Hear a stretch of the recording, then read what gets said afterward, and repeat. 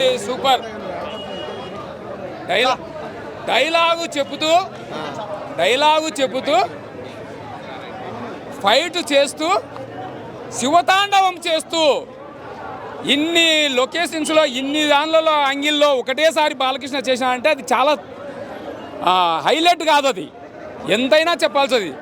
ప్రపంచవ్యాప్తంగా ఏ సినిమా అయినా రిలీజ్ కావాలి అంటే ఒక బాలకృష్ణ అదే తప్ప ఇటువంటి సినిమా మళ్ళీ రాదు. మళ్ళీ బోయపాటి గారు అటువంటి వాళ్ళు కలిస్తే తప్ప ఇటువంటి సినిమా మళ్ళీ రాదు. ఫైట్స్ ఓవర్ అనేది సిచ్యువేషన్ బట్టి ఉంటాయి అంతేనండి. ఓవర్ అనేది ఏముండవు. ఇప్పుడు వచ్చేటన్నీ ఓవరే.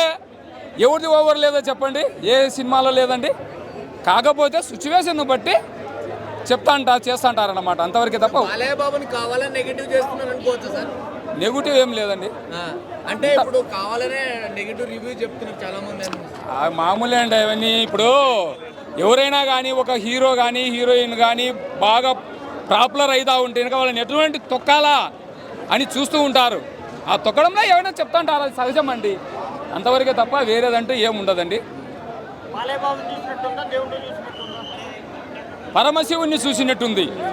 ఎందుకంటే దేవుడు లేడు అని ఒక వ్యక్తి అంటే దేవుడు ఉన్నాడు అని నిరూపించినాడు బాలకృష్ణ శివతాండవం చేస్తూ.